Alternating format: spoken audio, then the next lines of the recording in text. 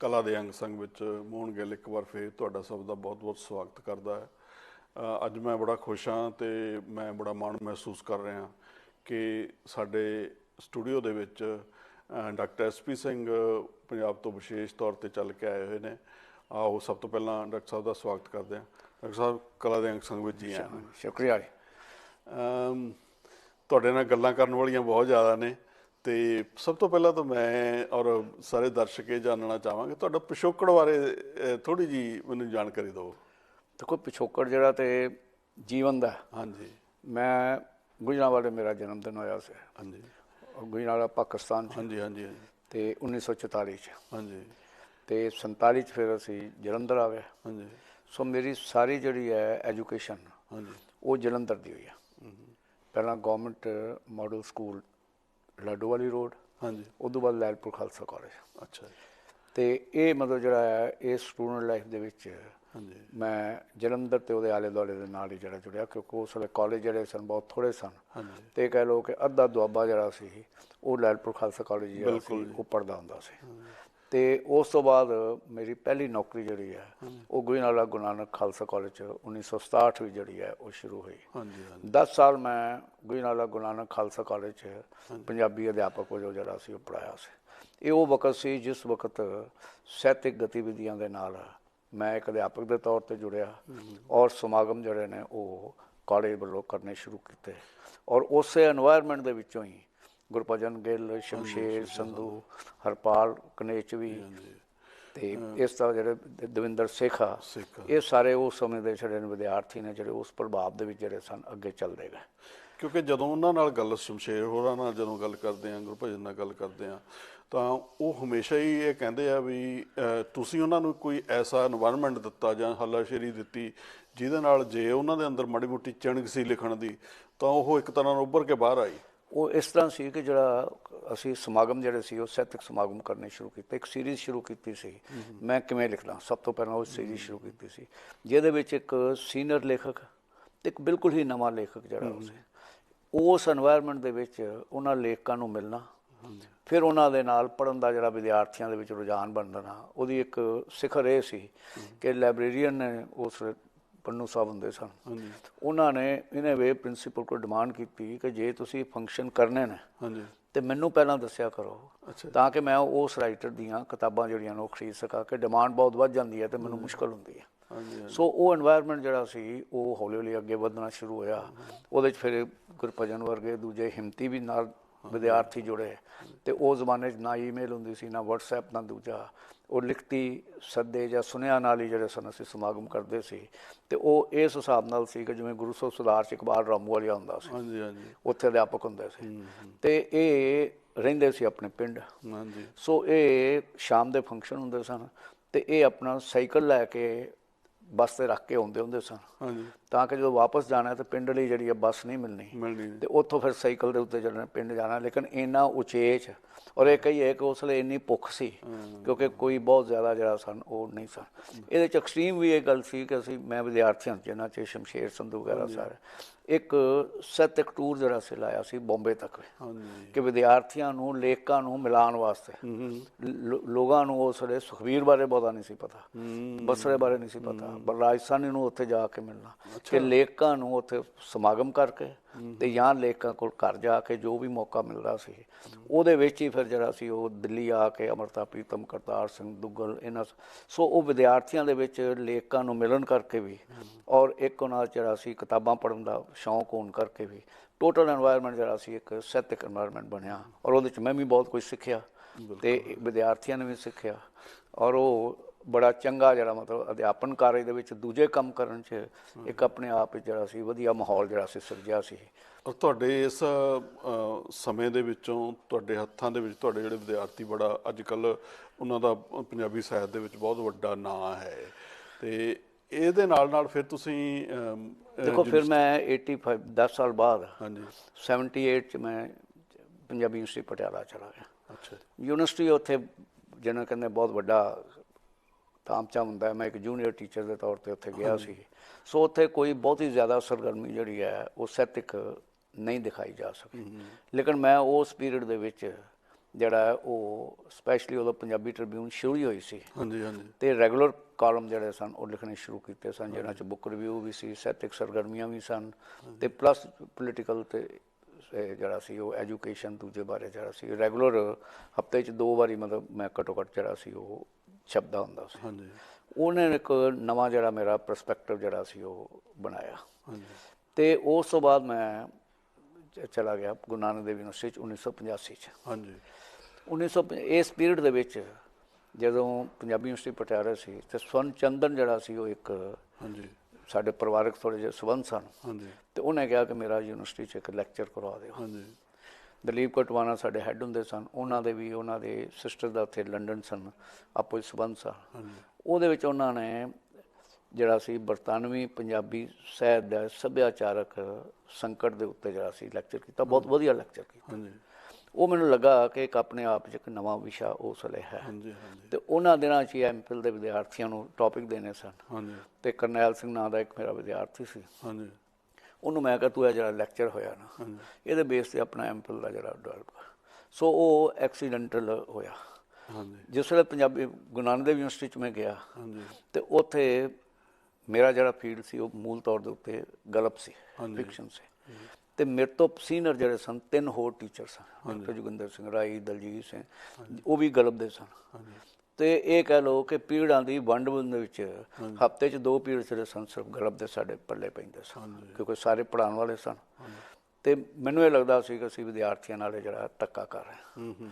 ਤੇ ਉਸ ਵੇਲੇ ਮਤਲਬ ਪ੍ਰਪੋਜ਼ਲ ਮੈਂ ਦਿੱਤੀ ਕਿ ਸਾਨੂੰ ਆਪਸ਼ਨ ਸ਼ੁਰੂ ਕਰਨੀਆਂ ਚਾਹੀਦੀਆਂ ਨੇ ਤਾਂ ਕਿ ਜਿਸ ਗੱਲ ਦੇ ਉੱਤੇ ਕੋਈ ਹੋਏਗੀ ਫੀਲਡ ਦੇ ਵਿੱਚ ਉਹਦੀ ਗੱਲ ਅਸੀਂ ਨਿੱਠ ਕੇ ਕਰ ਸਕੀਏ। ਹਾਂਜੀ ਉਹਦੇ ਵਿੱਚ ਗੱਲ ਜਿਹੜੀ ਆ ਉਹ ਇਹ ਨਿਕਲੀ ਕਿ ਜਾਂ ਪਾਕਿਸਤਾਨੀ ਪੰਜਾਬੀ ਸਾਹਿਤ ਹਾਂਜੀ ਜਾਂ ਪ੍ਰਵਾਸੀ ਸਾਹਿਤ, ਹਾਂਜੀ ਇਹ ਦੋਨਾਂ ਦੇ ਵਿੱਚੋਂ ਮਤਲਬ ਜਿਹੜਾ ਕੋਈ ਇੱਕ ਆਪਸ਼ਨ ਸ਼ੁਰੂ ਕਰ ਲਾ। ਹਾਂਜੀ ਮੇਰੀ ਸਮੱਸਿਆ ਸੀ ਕਿ ਮੈਨੂੰ ਉਰਦੂ ਜਾਂ ਸ਼ਾਹਮੁਖੀ ਲਿਪੀ ਨਹੀਂ ਸੀ ਆਉਂਦੀ, ਜਿਸ ਕਰਕੇ ਮੈਨੂੰ ਲੱਗਾ ਕਿ ਮੈਂ ਪ੍ਰਵਾਸੀ ਸਾਹਿਤ ਜਿਹੜਾ ਹੈ ਕਿਉਂਕਿ ਸਵਰਨ ਚੰਦਨ ਦੀ ਉਹ ਬੈਕਗਰਾਊਂਡ ਤੇ ਉਹਦੇ ਵਿੱਚ ਜਿਹੜਾ ਸੀ ਉਹ ਮੈਂ ਇਹ ਆਪਸ਼ਨ ਜਿਹੜੀ ਆ ਰੱਖ ਲੈਣਾ। ਉਹ ਵਕਤ ਸੀ ਜਿਸ ਵਕਤ ਦੇ ਵਿੱਚ ਥੋੜ੍ਹਾ ਬਹੁਤਾ ਪ੍ਰਵਾਸੀ ਸਾਹਿਤ ਪੜ੍ਹਿਆ ਹੋਇਆ, ਜਿਵੇਂ ਮਨਜੀਤ ਰਾਣਾ ਉਸ ਵੇਲੇ ਜਲੰਧਰ ਦੇ ਵਿੱਚ ਮਨਜੀਤ ਰਾਣਾ ਹੁੰਦਾ ਸੀ, ਦੂਜੇ ਸੀ, ਇਹਨਾਂ ਬਾਰੇ ਥੋੜ੍ਹਾ ਪੜ੍ਹਿਆ ਸੀ ਲੇਕਿਨ ਕੋਈ ਨਿੱਠ ਕੇ ਗੱਲ ਜਿਹੜੀ ਹੈ ਉਹ ਨਹੀਂ ਸੀ।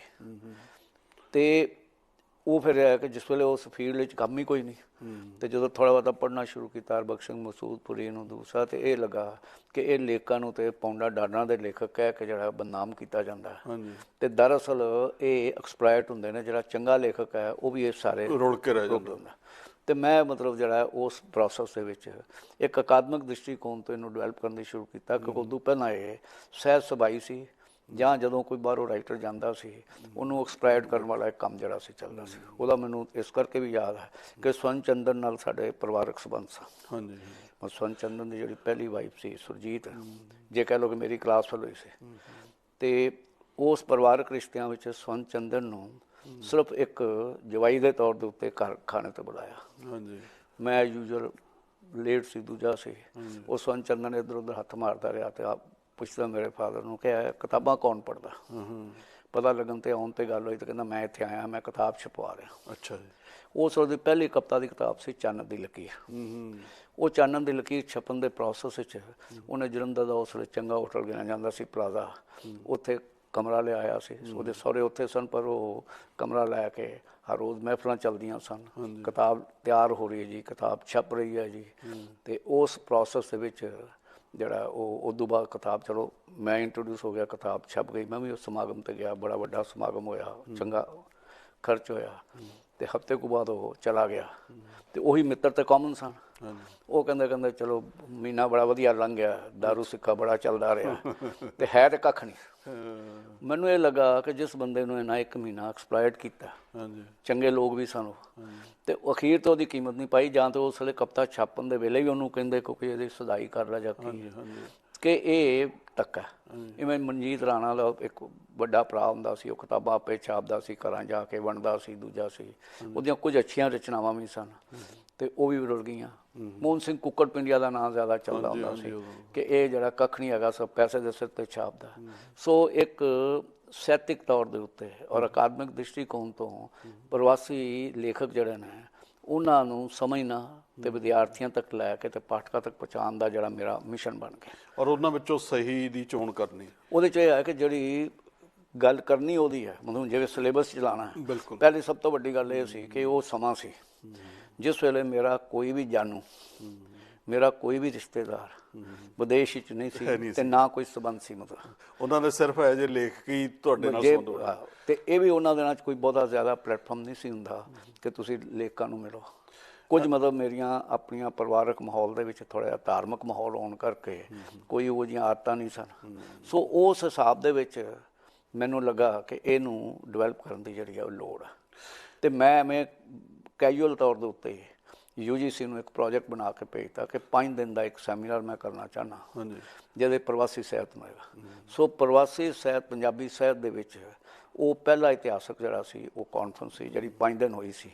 ਔਰ 5 ਦਿਨ ਦੇ ਵਿੱਚ ਉਹ ਜ਼ਮਾਨਾ ਸੀ ਜਦੋਂ ਈਮੇਲ ਵੀ ਨਹੀਂ ਸੀ, ਕੁਝ ਵੀ ਨਹੀਂ ਸੀ, ਫੋਨ ਬੜੇ ਮਹਿੰਗੇ ਹੁੰਦੇ ਸਨ। ਅਤੇ ਉਸ ਵੇਲੇ ਜਿਹੜਾ ਉਹ 5 ਦਿਨ ਦੇ ਵਿੱਚ ਤਕਰੀਬਨ ਜਿਹੜਾ ਸੀ 30 ਕੁ ਲੇਖਕ ਜਿਹੜੇ ਨੇ ਬਾਹਰਲੇ ਜਿਹੜੇ ਸਨ ਆਏ ਸਨ। ਮੇਰਾ ਖਿਆਲ ਉਸ ਸਮੇਂ ਜ਼ਿਆਦਾ ਇੰਗਲੈਂਡ ਵਾਲੇ ਹੀ ਸੀ ਨਾ, ਉਸ ਵੇਲੇ ਇੰਗਲੈਂਡ ਦਾ ਹੀ ਜ਼ਿਆਦਾ ਨਾਂ ਸੀ, ਕੈਨੇਡਾ ਤੇ ਦੂਜਾ ਘੱਟ ਸੀ, ਪਰ ਇੱਕ ਦੋ ਸਾਰੇ ਪਾਸੇ ਆਏ ਸੀ। ਕੇਨੀਆ ਤੋਂ ਵੀ ਆਏ ਸੀ, ਦੂਜਾ ਵੀ ਹੈ। ਲੇਕਿਨ ਉਹਨਾਂ ਵਿੱਚੋਂ ਬਹੁਤੇ ਜਿਹੜੇ ਆਏ ਸਨ ਉਹਨਾਂ ਨੂੰ ਸ਼ਿਕਾਇਤ ਇਹ ਸੀ ਕਿ ਸਾਨੂੰ ਪੜ੍ਹਿਆ ਹੀ ਨਹੀਂ ਜਾ ਰਿਹਾ। ਔਰ ਉਹਦੇ 'ਚ ਮਤਲਬ ਇੱਕ ਸੋਹਣ ਸਿੰਘ ਜੋਸ਼ ਕੀਨੀਆ ਤੋਂ ਸੀ, ਉਹਦੇ ਕਾਫੀ ਫਿਲਮਾਂ 'ਚ ਵੀ ਗੀਤ ਗਾਏ, ਦੂਜੇ ਵੀ ਹੈ। ਉਹ ਮੈਨੂੰ ਕਹਿੰਦਾ ਮੈਨੂੰ ਤਾਂ ਇੱਥੇ ਜਾਣਦਾ ਹੀ ਕੋਈ ਨਹੀਂ। ਅਤੇ ਮੈਂ ਕਿਹਾ ਮੈਂ ਆਪ ਨਹੀਂ ਜਾਣਦਾ ਤੁਹਾਨੂੰ। ਕਹਿੰਦਾ ਮੇਰੀਆਂ ਤਾਂ 6 ਕਿਤਾਬਾਂ ਛਪੀਆਂ ਨੇ। ਅੱਛਾ। ਅਤੇ ਮੈਂ ਹੁਣ ਨਾਂ ਨਹੀਂ ਇਸ ਵੇਲੇ ਲੈਣਾ ਚਾਹੁੰਦਾ। ਜਿਹੜੇ ਉਸ ਵੇਲੇ ਪੰਜਾਬੀ ਦੇ ਮੰਨੇ ਪ੍ਰਮਾਣੇ ਸਾਡੇ ਲੇਖਕ ਸਨ ਜਾਂ ਦੂਜੇ ਸਨ, ਉਹਨਾਂ ਨੇ ਉਹ ਸਾਰੀਆਂ ਉਹਨਾਂ ਦੀ ਇੰਟਰੋਡਕਸ਼ਨ ਵੀ ਲਿਖੀ, ਦੂਜੀ ਵੀ। ਕਹਿੰਦਾ ਮੈਨੂੰ ਤਾਂ ਕਿਹਾ 5,000 ਕਿਤਾਬ ਛਾਪੀ ਹੈ। ਅੱਛਾ। ਮਤਲਬ ਛਾਪੀ ਉਹ 50 ਵੀ ਨਹੀਂ ਸੀ। ਸੋ ਇਸ ਤਰ੍ਹਾਂ ਦੀ ਜਿਹੜੀ ਐਕਸਪਲੋਇਟੇਸ਼ਨ ਸੀ ਉਸ ਵੇਲੇ ਸਾਹਮਣੇ ਆਈ। ਪਰ ਮੈਂ ਮਤਲਬ ਜਿਹੜਾ ਹੈ ਉਹਨਾਂ ਨੂੰ ਉਹਨਾਂ ਦੀ ਮੈਰਿਟ ਦੇ ਆਧਾਰ 'ਤੇ ਪਛਾਣਨਾ ਸ਼ੁਰੂ ਕੀਤਾ। ਔਰ ਉਹ ਲਗਾਤਾਰ ਮਤਲਬ ਜੇ ਕੋਈ ਕਿਤਾਬ ਮੈਨੂੰ ਚੰਗੀ ਲੱਗੀ ਹੈ ਉਹਦੇ 'ਤੇ ਰਿਸਰਚ ਕਰਵਾਉਣੀ ਹੈ। ਤੁਸੀਂ ਇਹ ਦੇਖ ਲਓ ਕਿ ਇੱਥੇ ਤੁਹਾਡੇ ਸਰੀ ਦੇ ਵਿੱਚ ਜਰਨੈਲ ਸਿੰਘ ਸੇਖਾ। ਜਰਨੈਲ ਸਿੰਘ ਸੇਖਾ ਕੌਣ ਹੈ, ਕਿੱਥੇ ਰਹਿੰਦਾ ਹੈ, ਕੀ ਇਹਦਾ ਐਡਰੈਸ ਹੈ, ਮੇਰੇ ਕੋਲ ਕੁਝ ਨਹੀਂ ਸੀ ਪਤਾ। ਸਿਰਫ ਨਾਵਲ ਪੜ੍ਹਿਆ, ਨਾਵਲ ਚੰਗਾ ਲੱਗਾ, ਉਹਦੇ 'ਤੇ MPhil ਜਿਹੜੀ ਆ ਉਹ ਦੇ ਦਿੱਤਾ ਟੌਪਿਕ, ਸਿਲੇਬਸ ਦੇ ਵਿੱਚ ਉਹ ਲਾ ਲਿਆ। ਅਤੇ ਉਸ ਤੋਂ ਬਾਅਦ ਤਕਰੀਬਨ 30 ਸਾਲ ਬਾਅਦ ਜਰਨੈਲ ਸਿੰਘ ਸੇਖਾ ਨਾਲ ਮੁਲਾਕਾਤ। ਤੁਸੀਂ ਮਿਲਦੇ ਮਤਲਬ ਜਰਨੈਲ ਸਿੰਘ ਸੇਖਾ ਮੇਰੇ ਲਈ ਉਹ ਇੱਕ ਰਾਈਟਰ ਸੀ। ਫਿਜ਼ੀਕਲੀ ਜਰਨੈਲ ਸਿੰਘ ਸੇਖਾ ਕੀ ਹੈ ਉਹਦਾ ਮੇਰੇ ਨਾਲ ਕੋਈ ਸੰਬੰਧ ਨਹੀਂ। ਨਾ ਮੈਂ ਉੱਥੇ ਗਿਆ, ਨਾ ਉਹ ਕਦੀ ਆਏ ਨੇ, ਜੇ ਆਏ ਨੇ ਤਾਂ ਮੈਨੂੰ ਮਿਲੇ ਘੱਟੋ ਘੱਟ ਨਹੀਂ। ਸੋ ਇਸ ਤਰ੍ਹਾਂ ਜਿਹੜੇ ਨੇ ਨਵੇਂ ਲੇਖਕ ਜਿਵੇਂ ਨਕਸ਼ਦੀਪ ਪੰਜਕੋਆ, ਨਾਵਲ ਸੀ, ਚੰਗਾ ਲੱਗਾ ਕਰ ਰਿਹਾ। ਸੋ ਉਸ ਹਿਸਾਬ ਦੇ ਨਾਲ ਫਿਰ ਥੋੜ੍ਹਾ ਕੌਨਫੀਡੈਂਸ ਬਣਨਾ। ਅਤੇ ਮੈਨੂੰ ਫਿਰ ਇਹ ਲੱਗਾ ਕਿ ਇਹ ਸਾਰਾ ਕੁਝ ਜਿਹੜਾ ਅਸੀਂ ਕਾਨਫਰੰਸ ਤੁਸੀਂ ਕਰਨੇ ਆ, ਦੂਜੇ ਵੀ ਹੈ, ਇਹਨੂੰ ਇੱਕ ਕੰਟੀਨਿਊਸ ਪ੍ਰੋਸੈਸ ਹੀ ਚੱਲਣਾ ਚਾਹੀਦਾ। ਉਹਦੇ 'ਚ ਫਿਰ ਅਸੀਂ ਯੂਨੀਵਰਸਿਟੀ ਵੱਲੋਂ ਉਹ ਸੈਮੀਨਾਰ ਦੇ ਬੇਸ ਦੇ ਉੱਤੇ ਜਿਹੜੀਆਂ ਨੇ ਉਹ ਕਿਤਾਬਾਂ ਛਾਪਣੀਆਂ ਸ਼ੁਰੂ ਕੀਤੀਆਂ। ਸੋ ਪਹਿਲੀ ਕਾਨਫਰੰਸ ਜਿਹੜੀ ਸੀ ਉਹਦੀ, ਦੂਜੀ ਫਿਰ ਕਾਨਫਰੰਸ ਕੀਤੀ, ਹਰ ਸਾਲ ਕਰਦੇ ਸੀ, 5 ਸਾਲ ਕੀਤੀ। ਉਹ ਫਿਰ 5 ਕਿਤਾਬਾਂ ਜਿਹੜੀਆਂ ਨੇ ਉਹ ਯੂਨੀਵਰਸਿਟੀ ਨੇ ਹੀ ਜਿਹੜੀਆਂ ਨੇ ਪਬਲਿਸ਼ ਕੀਤੀਆਂ। ਅਤੇ ਉਹ ਰੈਕੋਗਨੀਸ਼ਨ ਇਸ ਪੀਰੀਅਡ ਸੀ ਕਿ ਸਾਲ ਦੇ ਬਾਅਦ ਇੱਕ ਕਿਤਾਬ ਅਸੀਂ ਕੱਢ ਦਿੰਦੇ ਹਾਂ, 2 ਸਾਲ ਬਾਅਦ। ਅਤੇ ਫਿਰ ਮੇਰੇ ਮਨ 'ਚ ਆਇਆ ਅਤੇ ਮੈਂ ਨਿੱਜੀ ਤੌਰ ਦੇ ਉੱਤੇ, ਆਪਣੇ ਪਰਸਨਲ ਤੌਰ ਦੇ ਉੱਤੇ ਇੱਕ ਪਰਚਾ ਜਿਹੜਾ ਸ਼ੁਰੂ ਕੀਤਾ, ਪ੍ਰਵਾਸ। ਉਹ ਪ੍ਰਵਾਸ 5 ਸਾਲ ਜਿਹੜਾ ਸੀ ਉੱਥੇ ਗੁਰੂ ਨਾਨਕ ਦੇਵ ਯੂਨੀਵਰਸਿਟੀ 'ਚ ਨਿਕਲਿਆ। ਪਰ ਜਦੋਂ ਮੈਂ ਡੀਨ ਕਾਲਜਸ ਬਣ ਗਿਆ ਅਤੇ ਵਾਈਸ ਚਾਂਸਲਰ ਬਣ ਗਿਆ ਅਤੇ ਉਹ ਪ੍ਰੋਟੋਕੋਲ ਦੇ ਵਿੱਚ ਉਹ ਕਿਤਾਬ ਕੋਈ ਮੈਗਜ਼ੀਨ ਮੈਂ ਨਹੀਂ ਸੀ ਕੱਢ ਸਕਦਾ। ਸੋ ਉਹ ਫਿਰ ਉਦੋਂ ਬੰਦ ਹੋ ਗਿਆ। ਅਤੇ ਜਦੋਂ ਮੇਰੀ ਵਾਈਸ ਚਾਂਸਲਰ ਦੀ ਟਰਮ ਸ਼ੁਰੂ ਹੋਈ ਅਤੇ ਉਦੋਂ ਮੈਂ ਪੰਜਾਬੀ ਡਿਪਾਰਟਮੈਂਟ 'ਚ ਇੱਕ ਵੱਖਰਾ ਜਿਹੜਾ ਉਹ ਸੈੱਲ ਬਣਾਇਆ ਜਿਹਦੇ 'ਚ ਪ੍ਰਵਾਸੀ ਸਾਹਿਤ ਸੀ, ਜਿਹਦੇ 'ਚ ਡਾਕਟਰ ਹਰਚੰਦ ਸਿੰਘ ਬੇਦੀ ਨੂੰ ਡਾਇਰੈਕਟਰ ਜਿਹੜਾ ਉਹ ਲਾਇਆ ਗਿਆ। ਉਹ ਫਿਰ ਇੱਕ ਨਿੱਠ ਕੇ ਅਕਾਦਮਿਕ ਤੌਰ ਦੇ ਉੱਤੇ ਬੇਦੀ ਉਹਨਾਂ ਨੇ ਵੀ ਬਹੁਤ ਕੰਮ ਕੀਤਾ ਅਤੇ ਉਹ ਜਿਹੜਾ ਇੱਕ ਆਧਾਰ ਜਿਹੜਾ ਉਹ ਸਾਡਾ ਬਣਨਾ ਸ਼ੁਰੂ ਹੋਇਆ। ਇਹਦੇ ਤੁਹਾਡੇ ਤੋਂ ਪ੍ਰਭਾਵਿਤ ਹੋ ਕੇ ਕਿਸੇ ਹੋਰ ਦੂਸਰੀਆਂ ਯੂਨੀਵਰਸਿਟੀਆਂ ਦੇ ਵਿੱਚ ਵੀ ਕਿਸੇ ਨੇ ਕਾਰਜ ਆਰੰਭਿਆ ਜਾਂ ਨਹੀਂ? ਦੇਖੋ, ਜੇ ਤੁਸੀਂ ਸੱਚੀ ਗੱਲ ਕਹੋ ਤਾਂ ਹਰ ਯੂਨੀਵਰਸਿਟੀ ਦੇ ਕੁਝ ਪ੍ਰੋਫੈਸਰਾਂ ਨੇ ਇਹਨੂੰ ਡਿਮੋਲਿਸ਼ ਕਰਨ 'ਚ ਕੋਸ਼ਿਸ਼ ਕੀਤੀ। ਅੱਛਾ ਜੀ। ਉਹ ਇਸ ਕਰਕੇ ਕਿ ਉਹ ਜਿਹੜੇ ਉਸ ਵੇਲੇ ਦੇ ਚੌਧਰੀ ਸਨ, ਸਾਹਿਤ ਮੰਤ ਬਣੇ ਸਨ, ਉਹਨਾਂ ਨੂੰ ਲੱਗਾ ਕਿ ਇਹ ਜਿਹੜਾ ਏਰੀਆ ਹੈ ਇਹ ਸਾਨੂੰ ਜਿਹੜਾ ਉਹ ਕਰਦਾ। ਪਹਿਲਾਂ ਤਾਂ ਉਹਨਾਂ ਨੇ ਇਹ ਸ਼ੁਰੂ ਕੀਤਾ ਕਿ ਪ੍ਰਵਾਸੀ ਹੁੰਦੇ ਹੀ ਕੀ ਨੇ, ਇਹ ਤਾਂ ਐਵੇਂ ਵਕਤ ਜ਼ਾਇਆ ਕਰਨ ਵਾਲੀ ਗੱਲ ਹੈ, ਅਕਾਦਮਿਕ ਨਹੀਂ ਹੈ। ਜਦੋਂ ਉਹਨਾਂ ਨੂੰ ਲੱਗਾ ਕਿ ਇਹ ਤਾਂ ਹੁਣ ਲੱਗ ਗਿਆ ਅਤੇ ਪ੍ਰਵਾਸੀ ਲੇਖਕ ਵੀ ਚੇਤਨ ਹੋ ਗਏ ਅਤੇ ਉਸ ਵੇਲੇ ਫਿਰ ਉਹਨਾਂ ਨੇ ਇਹਨੂੰ ਵੱਖ-ਵੱਖ ਢੰਗ ਨਾਲ ਅਡੋਪਟ ਕਰਨ ਦੀ ਕੋਸ਼ਿਸ਼ ਕੀਤੀ, ਪਰ ਵੱਖਰੇ ਨਾਵਾਂ 'ਤੇ। ਜਿਵੇਂ ਇਹਦਾ ਨਾਂ ਕਿਸੇ ਨੂੰ ਪਾਰ ਸੱਭਿਆਚਾਰ ਕਹਿੰਦਾ ਹੈ ਜੀ, ਇਹ ਪ੍ਰਵਾਸੀ ਹੁੰਦਾ ਹੀ ਕੋਈ ਨਹੀਂ ਜੀ। ਕਿਸੇ ਨੂੰ ਜਿਹੜਾ ਇਹਦਾ ਨਾਂ ਜਿਹੜਾ ਉਹ ਅੰਤਰ ਸੱਭਿਆਚਾਰਕ ਮੰਚ ਰੱਖ ਲਿਆ, ਪਰ ਉਹ ਯਤਨ ਜਿਹੜੇ ਨੇ ਉਹ ਨਹੀਂ ਆਫ ਲੇਟ ਵੀ ਕਿ ਪ੍ਰਵਾਸੀ ਵਰਡ ਨੂੰ ਡਿਮੋਲਿਸ਼ ਕਰੀਏ ਕਿ ਐਸਪੀ ਸਿੰਘ ਦਾ, ਤੇ ਉਹਦੀ ਥਾਂ ਦੇ ਉੱਤੇ ਡੈਸਪੋਰਾ ਸ਼ੁਰੂ ਕਰਤਾ, ਜਦੋਂ ਕਿ ਮਤਲਬ ਡੈਸਪੋਰਾ ਦਾ ਪਰਸਪੈਕਟਿਵ ਤੇ ਪ੍ਰਵਾਸੀ ਦਾ ਬਿਲਕੁਲ ਵੱਖਰਾ, ਤੇ ਉਹਦੇ ਆਪਣੇ ਆਪ 'ਚ ਕਨੋਟੇਸ਼ਨ ਸਾਰੀਆਂ ਵੱਖਰੀਆਂ ਨੇ। ਪਰ ਇਹ ਚੱਲਦਾ ਰਿਹਾ, ਪਰ ਮੇਰਾ ਕਿਉਂਕਿ ਨਾ ਇਹਦੇ 'ਚ ਕੋਈ ਲਾਲਚ ਸੀ, ਅੱਜ ਤੱਕ ਵੀ ਕੋਈ ਦਾਅਵਾ ਨਹੀਂ ਕਰ ਸਕਦਾ ਕਿ ਮੈਂ ਕਿਸੇ ਕੋਲ ਕਿਸੇ ਕਿਸਮ ਦਾ ਕੋਈ ਬੈਨੀਫਿਟ ਲਿਆ ਤੇ ਜਾਂ ਬੈਨੀਫਿਟ ਮੈਂ ਅਕਾਦਮਿਕ ਬਗੈਰ ਕਿਸੇ ਨੂੰ ਦਿੱਤਾ। ਸੋ ਇਹ ਹੁਣ ਫਿਰ ਜਿਹੜਾ ਮੈਂ ਜਦੋਂ ਮੇਰੀ ਟਰਮ ਖਤਮ ਹੋਈ ਤੇ ਉਸ ਤੋਂ ਬਾਅਦ ਮੈਂ ਲੁਧਿਆਣੇ ਗੁਜਰਾਂਵਾਲਾ ਗੁਰੂ ਨਾਨਕ ਖਾਲਸਾ ਕਾਲਜ ਦਾ ਮੈਂ ਮੈਨੇਜਿੰਗ ਕਮੇਟੀ 'ਚ ਪ੍ਰਧਾਨ ਸੀ। ਤੇ ਮੇਰਾ ਪੰਜਾਬੀ ਡਿਪਾਰਟਮੈਂਟ ਨਾਲ ਉਸ ਵੇਲੇ ਫਿਰ ਦੁਬਾਰਾ ਜਿੱਥੇ ਮੈਂ ਅਧਿਆਪਕ ਸੀ 10 ਸਾਲ, ਉੱਥੇ ਫਿਰ ਮੈਂ ਪ੍ਰਧਾਨ ਦੇ ਤੌਰ ਤੇ ਆ ਕੇ ਤੇ ਉੱਥੇ ਫਿਰ ਮੇਰਾ ਪਹਿਲਾ ਸੀ ਕਿ ਇਹਦੇ 'ਚ ਉਹਨੂੰ ਦੁਬਾਰਾ ਪ੍ਰਵਾਸੀ ਸਾਹਿਤ ਦਾ ਜਿਹੜਾ ਸ਼ੁਰੂ ਕਰੀਏ। ਅੱਜ ਜਿਹੜਾ ਗੁਜਰਾਂਵਾਲਾ ਗੁਰੂ ਨਾਨਕ ਖਾਲਸਾ ਕਾਲਜ ਆ, ਪ੍ਰਵਾਸ ਦੀ ਜਦੋਂ ਗੱਲ ਕਰਨੀ, ਅੱਜ ਉਹ ਇਸ ਦੇ ਵਿੱਚ ਮੋਹਰੀ ਆ। ਜਿੰਨਾ ਕੰਮ ਉੱਥੇ ਹੋ ਰਿਹਾ ਪੋਸਟ ਗ੍ਰੈਜੂਏਸ਼ਨ ਡਿਪਾਰਟਮੈਂਟ ਤੁਹਾਡੀ ਸਰਪ੍ਰਸਤੀ ਦੇ ਥੱਲੇ, ਉਹਦੇ ਵਿੱਚ ਆਲੇ ਦੁਆਲੇ ਤੁਹਾਡੀ ਇੱਕ ਬੜੀ ਵੱਡੀ ਟੀਮ ਬਣੀ ਹੋਈ ਆ, ਜਿਨ੍ਹਾਂ ਦੇ ਵਿੱਚ ਗੁਰਭਜਨ ਗਿੱਲ ਵੀ ਤੁਹਾਡੇ ਨਾਲ, ਤੁਹਾਡਾ ਵਿਦਿਆਰਥੀ ਪੁਰਾਣਾ ਆ ਜਾਂਦਾ ਹੈਗਾ। ਵੇਖੋ ਉਹ ਗੱਲ ਇਹ ਹੋਈ ਕਿ ਪਹਿਲਾਂ ਮੈਂ ਆ ਕੇ ਥੋੜ੍ਹਾ ਜਿਹਾ ਮਾਹੌਲ ਬਣਾਇਆ, ਫਿਰ ਟੀਮ ਜਿਹੜੀ ਹੈ ਉਹ ਤਿਆਰ ਜਿਹੜੀ ਆ ਉਹ ਕਰਨੀ ਸ਼ੁਰੂ ਕੀਤੀ ਕਿ ਉਹ ਇਸ ਪਾਸੇ ਜਿਹੜਾ ਉਹ ਚੱਲਣ। ਜਿੰਨਾ ਚਿਰ ਲਿਟਰੇਚਰ ਪੜ੍ਹਨਗੇ ਨਹੀਂ ਪ੍ਰਵਾਸੀ, ਉਹਨਾਂ ਚਿਰ ਉਹ ਗੱਲ ਜਿਹੜੀ ਅੱਗੇ ਚੱਲਦੀ ਨਹੀਂ। ਸੋ ਉਹ ਅਧਿਆਪਕ 'ਚ ਇੱਥੇ ਸਰਬਜੀਤ ਸਿੰਘ ਹੁਣ ਤੇ ਆ ਗਏ, ਸਰੀਫੀ ਆ ਗਏ, ਲੇਕਿਨ ਉਸ ਵੇਲੇ ਮੁਖੀ ਵਿਭਾਗ ਸਨ ਤੇ ਇਹ ਨਾਲ ਜਿਹੜਾ ਸੀ ਮਿਲਵਰਤਨ ਮਿਲਿਆ ਤੇ ਇਹਨੂੰ ਅਸੀਂ ਅੱਗੇ ਚਲਾਇਆ। ਇੱਕ ਪੋਸਟ ਬਾਈ ਚਾਂਸ ਜਿਹੜੀ ਹੈ ਉਹ ਸਾਡੇ ਨਿਕਲੀ ਹਰਚੰਦ ਸਿੰਘ ਬੇਦੀ ਦੇ ਇੱਕ ਵਿਦਿਆਰਥਣ ਸੀ ਤਜਿੰਦਰ ਕੌਰ। ਉਹ ਤਜਿੰਦਰ ਕੌਰ ਜਿਹੜੀ ਹੈ ਉਹ ਲੁਧਿਆਣੇ ਉਹਦੀ ਮੈਰਿਜ ਹੋ ਗਈ, ਲੁਧਿਆਣੇ ਉਹਨੂੰ ਚਲੋ ਮੈਨੂੰ ਇਹ ਲੱਗਾ ਕਿ ਕੰਮ ਆ ਸਕਦੀ ਹੈ, ਉਹਨੂੰ ਅਸੀਂ ਰੈਗੂਲਰ ਟੀਚਰ ਜਿਹੜਾ ਰੱਖ ਲਿਆ ਤੇ ਉਹ ਇੱਕ ਧੁਰਾ ਬਣਨਾ ਸ਼ੁਰੂ ਹੋਇਆ। ਉਸ ਧੁਰੇ ਦੇ ਵਿੱਚ ਹੀ ਫਿਰ ਅਸੀਂ ਜਿਹੜੀਆਂ ਨੇ ਉਹ ਸਾਹਿਤਕ ਸਰਗਰਮੀਆਂ ਜਿਹੜੀਆਂ ਨੇ ਸ਼ੁਰੂ ਕੀਤੀਆਂ ਕਿ ਪਹਿਲਾਂ ਜਿਹੜਾ ਕੋਈ ਲੇਖਕ ਜਾਂਦਾ ਸੀ ਰੂਬਰੂ ਜਿਹੜਾ ਉਹਦੇ ਨਾਲ ਸ਼ੁਰੂ ਕਰਨਾ, ਉਸ ਤੋਂ ਬਾਅਦ ਫਿਰ ਕਾਨਫਰੰਸ ਵੀ ਕਰਨੀਆਂ ਸ਼ੁਰੂ ਕੀਤੀਆਂ। ਲੇਕਿਨ ਜਿਹੜੀ ਯੂਨੀਵਰਸਿਟੀ ਦੇ ਆਪਣੇ ਬੰਧਨ ਹੁੰਦੇ ਨੇ, ਲੇਕਿਨ ਇੱਥੇ ਬੰਧਨ ਨਾਲੋਂ ਸਾਡੇ ਥੋੜ੍ਹੇ ਜਿਹੇ ਫਾਈਨੈਂਸ਼ੀਅਲ ਰਿਸੋਰਸ ਦੀ ਜਿਹੜੀ ਸੀ ਕਿ ਉਹਨਾਂ ਕੋਲ ਅਸੀਂ ਐਕਟੀਵਿਟੀ ਕਰ ਸਕਦੇ ਹਾਂ ਜਿੰਨਾ ਕੁ ਅਸੀਂ ਫਾਈਨੈਂਸ਼ੀਅਲੀ ਕਾਲਜ ਦੇ ਉੱਤੇ ਬਰਡਨ ਪਾ ਸਕਦੇ ਹਾਂ। ਲੇਕਿਨ ਕੋਈ ਥੋੜ੍ਹਾ ਜਿਹਾ ਸਹਿਯੋਗ ਵੀ ਮਿਲਿਆ, ਜਿਵੇਂ ਇਹਨੂੰ ਸ਼ੁਰੂ ਕੀਤਾ ਤੇ ਸੇਵਾ ਸਿੰਘ ਸੇਖਵਾ ਉਹਨਾਂ ਨੇ ਇਹਨੂੰ ਜਦੋਂ ਸ਼ੁਰੂ ਕੀਤਾ ਲੁਧਿਆਣੇ ਆ ਕੇ ਤੇ ਉਹਨਾਂ ਨੇ 2 ਲੱਖ ਆਪਣੀ ਗ੍ਰਾਂਟ ਦੇ ਦਿੱਤੀ। ਉਸ ਤੋਂ ਬਾਅਦ ਇੱਕ ਵਾਰੀ ਬਾਠ ਹੋਈ, ਉਸ ਵੇਲੇ ਮਿਨਿਸਟਰ ਇੱਕ ਹੁੰਦੇ ਸਨ, ਉਹ ਆਏ ਬਾਈ ਚਾਂਸ ਹੀ ਆ ਗਏ, ਗੁਰਭਜਨ ਗਿੱਲ ਦੇ ਬੁਲਾਇਆ ਆ ਗਏ, ਫੰਕਸ਼ਨ ਚੱਲ ਰਿਹਾ ਸੀ, ਉਹ 2 ਲੱਖ ਦੇ ਗਏ। ਕੁਝ ਸੋਚਤਾ ਕਰਦੇ ਕਰਦੇ ਥੋੜ੍ਹੀ ਜਿਹੀ ਸਪੋਰਟ ਮਿਲਣੀ ਸ਼ੁਰੂ ਜਿਹੜੀ ਹੈ ਉਹ ਹੋਈ ਤੇ ਜਿਹਦੇ ਨਾਲ ਸਰਗਰਮੀ ਤੇਜ਼ ਹੋਈ ਤੇ ਅਸੀਂ ਉਹਦੇ ਵਿੱਚ ਜਿੱਥੇ ਸਮਾਗਮ ਕਰਨੇ ਕਾਨਫਰੰਸ, ਅਜੇ ਵੀ ਜਿਹੜਾ ਵੀ ਕੋਈ ਲੇਖਕ ਜਾਏ ਉਹਦੇ ਲਈ ਉਹਦੀ ਕਿਤਾਬ ਜੇ ਰਿਲੀਜ਼ ਕਰਨੀ ਹੋਵੇ ਉਹਦੇ ਲਈ ਜਿਹੜਾ ਪ੍ਰਬੰਧ ਕਰਨਾ, ਉਹਦੀ ਕਿਤਾਬ ਬਾਰੇ ਚਰਚਾ ਕਰਨੀ, ਉਹ ਜਿਸ ਵੇਲੇ ਮਤਲਬ ਨਾਲ ਹੀ ਅਸੀਂ ਇਹਨੂੰ ਪ੍ਰਵਾਸ ਮੈਗਜ਼ੀਨ ਜਿਹੜਾ ਸੀ ਤੁਸੀਂ ਆਨਲਾਈਨ ਨਹੀਂ, ਪਹਿਲਾਂ ਅਸੀਂ ਬਕਾਇਦਾ ਜਿਹੜਾ ਇਹਨੂੰ ਛਾਪਦੇ ਹੁੰਦੇ ਸੀ। ਇਹ ਜਿਸ ਵੇਲੇ ਫਿਰ ਕਰੋਨਾ ਦਾ ਆਇਆ ਉਸ ਵੇਲੇ ਫਿਰ ਆਨਲਾਈਨ ਜਿਹੜਾ ਉਹ ਸ਼ੁਰੂ ਕਰਤਾ।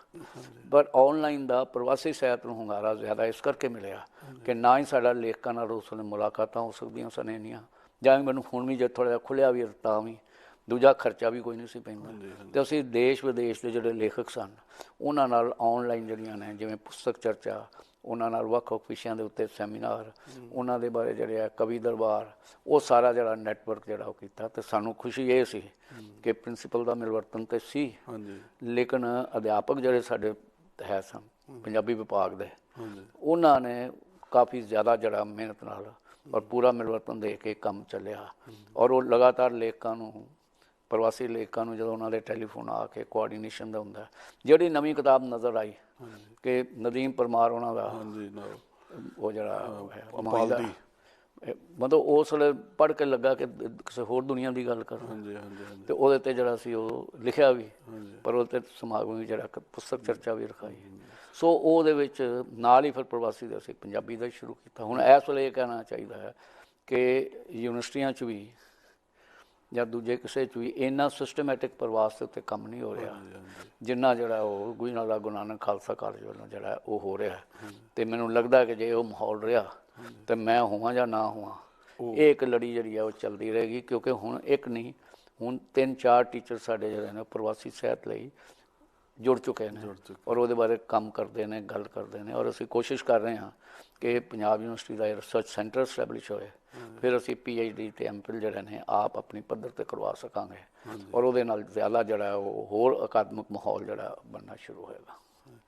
ਇਹ ਜਿਸ ਤਰ੍ਹਾਂ ਤੁਸੀਂ ਇਹਦੇ ਨਾਲ ਨਾਲ ਜਦੋਂ ਇੱਥੋਂ ਲੇਖਕ ਪੰਜਾਬ ਜਾਂਦੇ ਆ ਤੇ ਤੁਸੀਂ ਉਹਨਾਂ ਨੂੰ ਵੀ ਮਤਲਬ ਉੱਥੇ ਆਪਣੇ ਜਿਹੜੇ ਸਟੂਡੈਂਟਸ ਨੇ ਉਹਨਾਂ ਦੀ ਰੂਬਰੂ ਵੀ ਕਰਵਾਉਂਦੇ ਆ, ਉਹਨਾਂ ਨਾਲ ਗੱਲਬਾਤ ਵੀ, ਇਹ ਵੀ ਇਹਦਾ ਇੱਕ ਸੋਹਣਾ ਲੜੀ ਦਾ ਵਿੱਚ ਇਹ ਵੀ ਹੈ। ਨਾਲ ਜਿਹੜੇ ਨੇ ਉੱਥੋਂ ਦੇ ਸਥਾਨਕ ਜਿਹੜੇ ਨੇ ਹੁੰਦੇ ਸਨ, ਜਿਸ ਵੇਲੇ ਇਹ ਸਥਾਨਕ ਲੇਖਕਾਂ ਨੂੰ ਵੀ ਉਹਨਾਂ ਨੂੰ ਅਸੀਂ ਬੁਲਾਉਂਦੇ ਸੀ, ਗੱਲ ਕਰਦੇ ਸੀ, ਉਹਨਾਂ ਨਾਲ ਜਿਹੜੀ ਹੈ ਇੱਕ ਸੰਵਾਦ ਜਿਹੜਾ ਸੀ ਉਹ ਰਚਾਇਆ ਜਾਂਦਾ ਸੀ।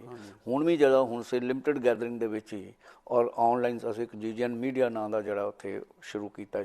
ਇਹਨੂੰ ਤੁਸੀਂ ਚੈਨਲ ਤੇ ਨਹੀਂ ਕਹਿ ਸਕਦੇ, ਪਰ ਅਸੀਂ ਆਪਣਾ ਇੱਕ ਮੀਡੀਆ ਸੈਂਟਰ ਬਣਾ ਕੇ ਉਹਦੇ ਤੇ ਫਿਰ ਸਾਰੇ ਦਾ ਸਾਰਾ ਕਰਨ ਤੱਕ ਪਰਮਾਨੈਂਟ ਰਿਕਾਰਡ ਦੇ ਤੌਰ ਦੇ ਉੱਤੇ ਪ੍ਰਵਾਸੀ ਸਾਹਿਤ ਬਾਰੇ ਜਿਹੜੀਆਂ ਵੀ ਗਤੀਵਿਧੀਆਂ ਨੇ ਉਹ YouTube ਤੇ ਆ ਜਾਂਦੀਆਂ ਨੇ ਔਰ GGN ਮੀਡੀਆ ਦੇ ਤੌਰ ਦੇ ਉੱਤੇ ਹਮੇਸ਼ਾ ਲਈ ਪ੍ਰੀਜ਼ਰਵ ਹੁੰਦੀਆਂ ਨੇ। ਉਹਨਾਂ ਲੇਖਕਾਂ ਬਾਰੇ ਜੋ ਜਾਣਕਾਰੀ ਹੈ ਉਹਨਾਂ ਦੇ ਜਦੋਂ ਉੱਥੇ ਜਾਂਦੇ ਨੇ ਉੱਥੇ ਉਹਨਾਂ ਦੀ ਉਸ GGN ਮੀਡੀਆ ਦੇ ਉੱਤੇ ਅਸੀਂ ਇੰਟਰਵਿਊ ਵੀ ਕਰਨੇ ਆ। ਕਿਤਾਬ ਜਿਹੜੀ ਉਹਨਾਂ ਦੀ ਰਿਲੀਜ਼ ਕੋਈ ਹੋਏ ਉਹਦੀ ਜਿਹੜੀ ਹੈ ਲਾਈਵ ਵੀਡੀਓ ਵੀ ਕਰਨੇ ਆ। ਸੋ ਇੱਕ ਆਪਣੇ ਆਪ ਵਿੱਚ ਕਾਲਜ ਉਸ ਹਿਸਾਬ ਨਾਲ ਆਪਣੇ ਵਿੱਤੀ ਸਾਧਨ ਥੋੜ੍ਹੇ ਹੋਣ ਦੇ ਬਾਵਜੂਦ ਵੀ ਜਿੰਨਾ ਕੋਈ ਜਿਹੜਾ ਵੱਧ ਤੋਂ ਵੱਧ ਕੋਈ ਸੰਸਥਾ ਕੰਮ ਕਰ ਸਕਦੀ ਹੈ, ਜੇ ਕਹੀਏ ਕਿ ਯੂਨੀਵਰਸਿਟੀਆਂ ਸ਼ਾਇਦ ਇੰਨਾ ਨਹੀਂ ਕਰ ਸਕਦੀਆਂ ਬਿਲਕੁਲ ਜਿੰਨਾ ਅਸੀਂ ਕਰ ਰਹੇ ਹਾਂ। ਇਸ ਕਰਕੇ ਕਿ ਬੰਦੇਜ ਕੋਈ ਨਹੀਂ, ਯੂਨੀਵਰਸਿਟੀਆਂ ਦੇ ਇੱਕ ਆਪਣੇ ਬੰਦੇਜ ਹੁੰਦੇ ਨੇ, ਵਾਈਸ ਚਾਂਸਲਰ ਦਾ ਵੀ ਇੱਕ ਬੰਦੇਜ ਹੁੰਦਾ ਇੱਕ ਸਿਸਟਮ 'ਚ। ਇਹ ਕਾਲਜ ਦੇ ਵਿੱਚ ਥੋੜ੍ਹਾ ਬਹੁਤਾ ਅਸੀਂ ਕਹਿ ਲਓ ਕਿ ਕਾਲਜ ਦੇ ਫੰਡ ਜਿਹੜੇ ਅਸੀਂ ਯੂਜ਼ ਕਰਨੇ ਆ, ਪਰ ਕਿਉਂਕਿ ਮੈਂ ਮੈਨੇਜਿੰਗ ਕਮੇਟੀ 'ਚ ਪ੍ਰੈਜ਼ੀਡੈਂਟ ਹੋਣ ਦੀ ਹਸੀਅਤ 'ਚ ਔਰ ਪੰਜਾਬੀ ਪੋਸਟ ਗ੍ਰੈਜੂਏਟ ਡਿਪਾਰਟਮੈਂਟ ਹੋਣ ਕਰਕੇ ਔਰ ਅਧਿਆਪਕਾਂ ਦਾ ਅਤੇ ਪ੍ਰਿੰਸੀਪਲ ਦਾ ਉਹਦੇ 'ਚ ਮਿਲਵਰਤਨ ਹੋਣ ਕਰਕੇ ਟੀਮ ਹੁਣ ਇਸ ਤਰ੍ਹਾਂ ਬਣ ਗਈ ਹੈ ਕਿ ਕਿਸ ਵੇਲੇ ਕਿਹੜਾ ਸਮਾਗਮ ਹੋ ਜਾਣਾ, ਮਤਲਬ ਜੇ ਅੱਧਾ ਘੰਟਾ ਪਹਿਲਾਂ ਪਤਾ ਲੱਗ ਜਾਏ ਕਿ ਕੋਈ ਰਾਈਟਰ ਆ ਗਿਆ ਅਤੇ ਉਸ ਵੇਲੇ ਜਿਹੜਾ ਅਸੀਂ ਸਮਾਗਮ ਵੀ ਰਚਾ ਲੈਣਾ, ਉਹਨਾਂ ਦਾ ਮਾਣ ਸਨਮਾਨ ਵੀ ਕਰਨਾ, ਉਹਨਾਂ ਦਾ ਜਿਹੜਾ ਚਾਹ ਪਾਣੀ ਦਾ ਵੀ ਪ੍ਰਬੰਧ ਕਰਨਾ। ਇਦੋਂ ਵੱਧ ਨਾ ਸਾਡੇ ਕੋਲ ਕੋਈ ਵਿੱਤੀ ਸਾਧਨ ਹੈ, ਨਾ ਅਸੀਂ ਲੈਂਦੇ ਹਾਂ ਅਤੇ ਨਾ ਅਸੀਂ ਦਿੰਦੇ ਹਾਂ। ਇਹ ਜ਼ਰੂਰ ਹੈ ਕਿ ਜਿਵੇਂ ਪੰਜਾਬ ਭਵਨ ਇੱਕ ਮੰਚ ਜਿਹੜਾ ਦਿੱਤਾ ਕਿ ਤੁਸੀਂ ਜਦੋਂ ਆਓ ਅਸੀਂ ਖਰਚਾ ਕਰਾਂਗੇ ਚਾਹ ਪਾਣੀ ਦਾ, ਤਾਂ ਤੁਹਾਡੇ ਕੋਲ ਸਟੇਜ ਤਿਆਰ ਹੈ।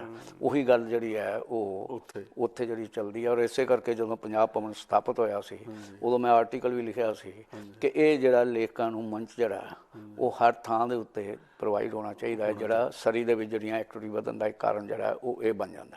ਉਸੇ ਤਰ੍ਹਾਂ ਹੀ ਮਤਲਬ ਜਿਹੜਾ ਸਾਡਾ ਇਸ ਵੇਲੇ ਪੰਜਾਬ ਦੇ ਵਿੱਚ ਜਿਹੜਾ ਲੇਖਕ ਦਾ ਸਾਨੂੰ ਕਿਸੇ ਅਖਬਾਰ 'ਚੋਂ ਕਿਤੇ ਸੂਚਨਾ ਮਿਲੇ ਜਾਂ ਮਤਲਬ ਜਿਹੜਾ ਕਿਸੇ ਤਰ੍ਹਾਂ ਸਾਡੇ ਨਾਲ ਉਹਦਾ ਰਾਬਤਾ ਬਣੇ, ਉਹਨੂੰ ਅਸੀਂ ਬੁਲਾਈ ਦਾ ਵੀ ਹੈ, ਉਹਦੇ ਕਿਤਾਬਾਂ ਬਾਰੇ ਚਰਚਾ ਵੀ ਕਰੀਦੀ ਹੈ ਔਰ ਉਹਦਾ ਜਿਹੜਾ ਮੀਡੀਆ ਦੇ ਵਿੱਚ ਵੀ ਜਿਹੜਾ ਉਹਨੂੰ ਪ੍ਰੋਜੈਕਟ ਕਰੀਦਾ, ਤਾਂ ਕਿ ਸਾਡਾ ਵਿਦਿਆਰਥੀ, ਪੰਜਾਬ ਦਾ ਲੇਖਕ ਵੀ ਔਰ ਪੰਜਾਬ ਦੇ ਜਿਹੜੇ ਨੇ ਉਹ ਪੁਸਤਕਾਂ ਨੂੰ ਪੜ੍ਹਨ ਵਾਲੇ ਅਤੇ ਮੰਨਣ ਵਾਲੇ ਲੋਕ ਸਹੀ ਪ੍ਰਵਾਸੀ ਸਾਹਿਤ ਨੂੰ ਸਮਝ ਸਕਣ। ਡਾਕਟਰ ਸਾਹਿਬ, ਜਿਹੜਾ ਇਹ ਤੁਸੀਂ ਸਾਰਾ ਕੰਮ ਕੀਤਾ, ਅਸੀਂ ਪ੍ਰਵਾਸ 'ਚ ਰਹਿੰਦੇ ਜਿਹੜੇ ਲੇਖਕ ਹਾਂ ਅਸੀਂ ਹਮੇਸ਼ਾ ਤੁਹਾਡੇ ਰਿਣੀ ਰਹਾਂਗੇ। ਅੰਤ ਦੇ ਵਿੱਚ ਕੁਛ ਪ੍ਰਵਾਸੀ ਲੇਖਕਾਂ ਨੂੰ ਕਹਿਣਾ ਚਾਹੁੰਦੇ ਹਾਂ? ਦੇਖੋ, ਪ੍ਰਵਾਸੀ ਲੇਖਕਾਂ ਨੂੰ ਇੱਕ ਗੱਲ ਮੈਂ ਜ਼ਰੂਰ ਕਹਿਣਾ, ਪਰ ਹੁਣ ਥੋੜ੍ਹਾ ਸ਼ੁਰੂ ਹੋ ਗਿਆ ਕਿ ਨਵੇਂ ਵਿਸ਼ਿਆਂ ਦੀ ਭਾਲ ਕਰਨੀ ਚਾਹੀਦੀ ਹੈ। ਔਰ ਨਵੇਂ ਵਿਸ਼ਿਆਂ ਦੀ ਭਾਲ ਉਹ ਹੈ ਜਿਹੜੀ ਪ੍ਰਵਾਸ ਹੰਡਾਉਂਦੇ ਹੋਇਆ ਜਿਹੜੀ ਹੈ ਉਹ ਕਰੇਗਾ। ਔਰ ਫੋਰ ਐਗਜ਼ਾਮਪਲ ਹੁਣ ਇਹਨਾਂ ਦਾ ਨਦੀਮ ਪਰਮਾਰ ਦਾ ਵੀ ਨਵਾਂ ਨਾਵਲ ਆਇਆ ਅਤੇ ਇਹ ਨਵੇਂ ਨਾਵਲ ਦੇ ਵਿੱਚ ਹਾਂਜੀ ਵੱਖਰੀ ਤਰ੍ਹਾਂ ਦੇ ਮਾਪੇ। ਹੁਣ ਇਹ ਜਿਹੜਾ ਹੈ ਇਹ ਜਿਹੜਾ ਅਡੋਪਟਡ ਚਾਈਲਡ ਵਾਲਾ ਅਤੇ ਉਹਦੀ ਡਿਵੈਲਪਮੈਂਟ ਵਾਲਾ ਇਹ ਵੈਸਟਰਨ ਵਰਲਡ ਦੀ ਦੇਣ ਆ। ਸਾਡੇ ਜਿਹੜਾ ਅਡੋਪਟਡ ਚਾਈਲਡ ਆ ਉਹ ਤਾਂ ਪ੍ਰਾਪਰਟੀ ਨਾਲ ਸਭ ਜੁੜਿਆ, ਉਸ ਤੋਂ ਬਾਅਦ ਉਹਦਾ ਕੋਈ ਸੰਸਕਾਰਾਂ ਨਾਲ ਉਹਦਾ ਕੋਈ ਸੰਬੰਧ ਜਿਹੜਾ ਉਹ ਨਹੀਂ ਜੁੜਦਾ। ਸੋ ਕਹਿਣ ਦਾ ਮਤਲਬ ਇਹ ਹੈ ਕਿ ਜਿਹੜੇ ਇੱਥੋਂ ਦੇ ਵਿਸ਼ੇ ਨੇ ਇੱਥੋਂ ਦੇ ਸਮਾਜ ਦੇ ਵਿੱਚ ਨਿਰਾ ਅਸੀਂ ਇੱਕ ਸ਼ੈੱਲ 'ਚ ਨਾ ਰਹਿ ਜਾਈਏ ਕਿ ਜਿੱਥੇ ਅਸੀਂ ਉੱਥੋਂ ਛੱਡ ਕੇ ਆਏ ਹਾਂ ਉਹ ਜਿਹਾ ਸ਼ੈੱਲ ਇੱਥੇ ਸਰੀ 'ਚ ਕ੍ਰੀਏਟ ਕਰ ਲਈਏ ਅਤੇ ਉਦੋਂ ਬਾਅਦ ਆਪਣਾ ਉੱਥੋਂ ਤੱਕ ਰੱਖੀਏ। ਇੱਥੇ ਬਹੁਤ ਕੋਈ ਨਵੀਆਂ ਚੀਜ਼ਾਂ ਨੇ ਜਿਨ੍ਹਾਂ ਨੂੰ ਐਨਾਲਿਸਿਸ ਕਰਨ ਦੀ ਵੀ ਲੋੜ ਹੈ, ਜਿਨ੍ਹਾਂ ਨੂੰ ਸਾਹਿਤ ਦਾ ਹਿੱਸਾ ਬਣਾਉਣ ਦੀ ਵੀ ਲੋੜ ਹੈ ਔਰ ਨਾਲ ਦੇ ਨਾਲ ਹੀ ਉਹਦੀ ਜਾਣਕਾਰੀ ਜਿਹੜੀ ਹੈ ਉਹ ਆਮ ਜਿਹੜਾ ਹੈ ਉਹ ਪਾਠਕਾਂ ਨੂੰ ਉੱਥੇ ਪਹੁੰਚਾਉਣ ਦੀ ਲੋੜ ਹੈ। ਨਵੇਂ ਵਿਸ਼ੇ, ਨਵੀਂ ਤਰ੍ਹਾਂ ਦੀ ਸੋਚ, ਮਤਲਬ ਜਿਵੇਂ ਬੜਾ ਟਿਪੀਕਲ ਜਿਹਾ ਇੱਕ ਇਹਦਾ ਨਾਵਲ ਸੀ ਨਕਸ਼ਦੀਪ ਪੰਚਕੂਲਾ ਦਾ ਕਿ ਜਿਹੜਾ ਹੈ ਉਹ ਜਿਹਨੂੰ ਫਰਜ਼ੀ ਵਿਆਹ ਕਰਦੇ ਨੇ, ਉਹਨੇ ਇੱਕ ਕਾਲੀ ਕੁੜੀ ਨਾਲ ਜਿਹੜਾ ਸੀ ਫਰਜ਼ੀ ਵਿਆਹ ਕੀਤਾ। ਹੌਲੀ ਹੌਲੀ ਉਹਨੂੰ ਮਤਲਬ ਜਿਹੜਾ ਉਹਦੇ 'ਚ ਪਿਆਰ ਬਣ ਗਿਆ, ਪੱਕਾ ਉਹ ਹੋ ਗਿਆ, ਲੇਕਿਨ ਉਹਨੂੰ ਛੱਡਿਆ ਨਹੀਂ। ਹੁਣ ਉਸ ਤੋਂ ਬਾਅਦ ਵਿਆਹ ਕਰਨਾ, ਬੱਚੇ ਹੋਣਗੇ, ਉਹ ਕਾਲੇ ਨਾ ਹੋ ਜਾਣ, ਉਹ ਨਾ ਜਾਣ, ਜਿਹੜਾ ਉਹ ਮਾਨਸਿਕ ਸੰਕਟ ਜਿਹੜਾ ਹੰਡਾਉਂਦਾ ਬੰਦਾ ਕਿ ਪਿੰਡ ਵਾਲੇ ਕੀ ਕਹਿਣਗੇ ਕਿ ਕਾਲੀ ਨਾਲ ਵਿਆਹ ਕਰਾਇਆ ਆ ਦੂਜਾ, ਉਹਨੂੰ ਉਹਨੇ ਜਿਹੜਾ ਪ੍ਰੋਜੈਕਟ ਕੀਤਾ ਬਿਲਕੁਲ ਨਵਾਂ ਵਿਸ਼ਾ ਸੀ।